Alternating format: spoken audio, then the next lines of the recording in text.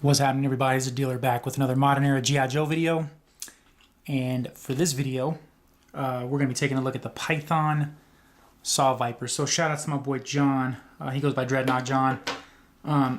Dude's an all-around stand-up guy. I've known him for, probably going on like 11 years now. We don't see each other much because he's super busy. And it's, yeah. But he was kind enough to pick me up some stuff from Con at cost, no less. So that just kind of speaks to his character, which allows me to, make these videos. So I guess up first here, I'll put the file card up. So that's the file card.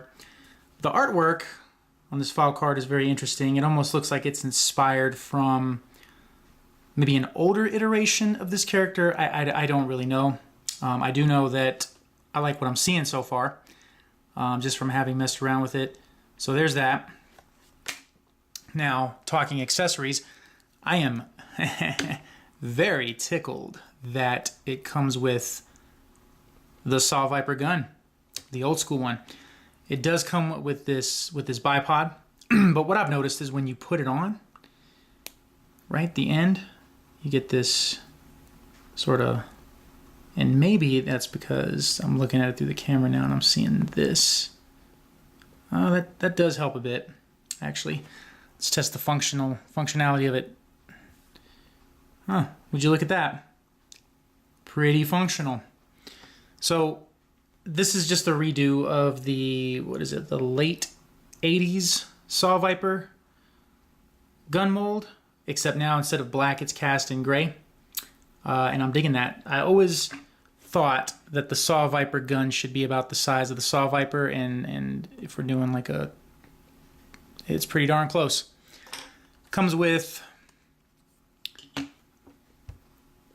red backpack. This was the ROC Neo Viper. I believe that's what that was used for.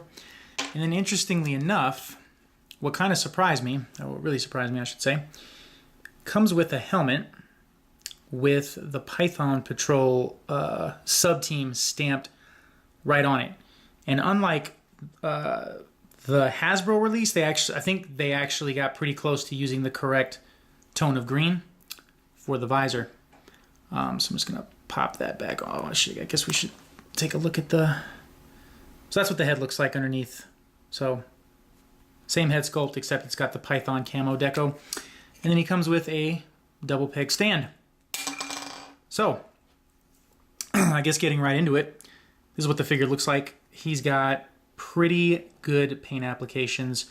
Red's a hard color to work with in general, and I think the fact that it's applied as good as it is here, I'll give it a pass. Has the Shock Trooper vest, the ROC Viper arms. And I will say this was the arms that was used for the last convention Saw Viper. As well. And then so you've got a lot, right? So the whole Python camo color deco is just tampoed right onto the figure. Looks great. You've got gold paint accents here on the upper armor and the lower arm guards here. Straps are even painted gold. Hands are cast in a, through the camera it might look like it's not matching, but I'm looking at it here. So these two match. I'm sorry, it's this that's throwing me off. So this is a different tone than this. I don't know if that's going to bother some people. It doesn't really bother me because I think the flow of the figure, I think it flows nice, and it's a good breakup. So what I've noticed though on a lot of my figures here is they got a little crazy with the Tampo deco. So even on my Rock Vipers, my Para Vipers, you've got this overspray. So individual results may probably vary. Shock Trooper, Cobra Trooper, whatever trooper, take your pick. POC, ROC, or not ROC, POC 30th and beyond 50th leg sculpts. So those look good and work well. That's what the back of the figure looks like. Again, notice how the Tampo camo, it looks good. I mean, if you get really close on it with a magnifying glass, you'll probably notice some imperfections like there. But, you know, at a distance on a shelf, this thing looks professional. So let's talk articulation.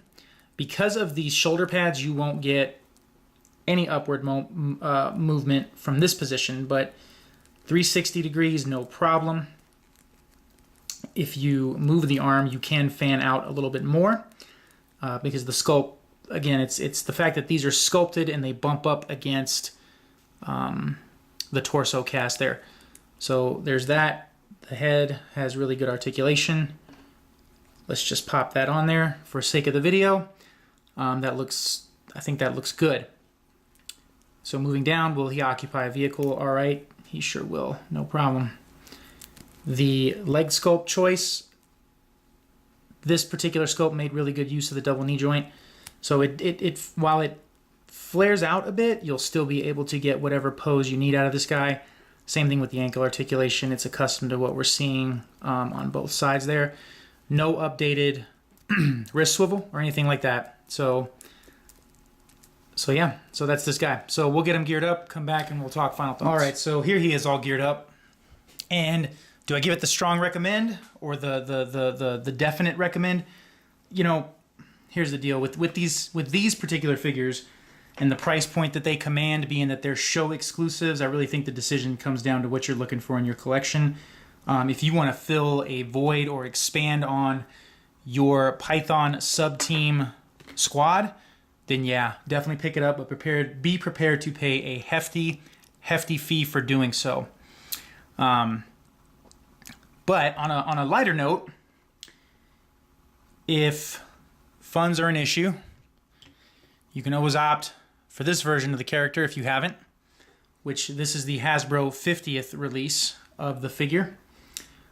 Or you can opt for this version of the figure, which is the 2013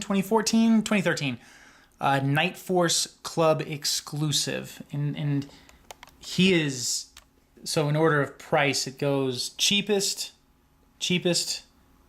second most expensive, most expensive. The plus is that with this guy, you do get the original gun mold.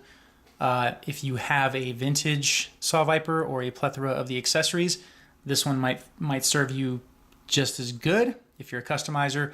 I've seen folks do the Tampo Pythonized camouflage. Me, I'm a completist, so I chose to opt for a few of these guys. So yeah, so that's it for this video. Till next time, hope you guys take care, and we'll catch you on the flip side. Thanks for tuning in.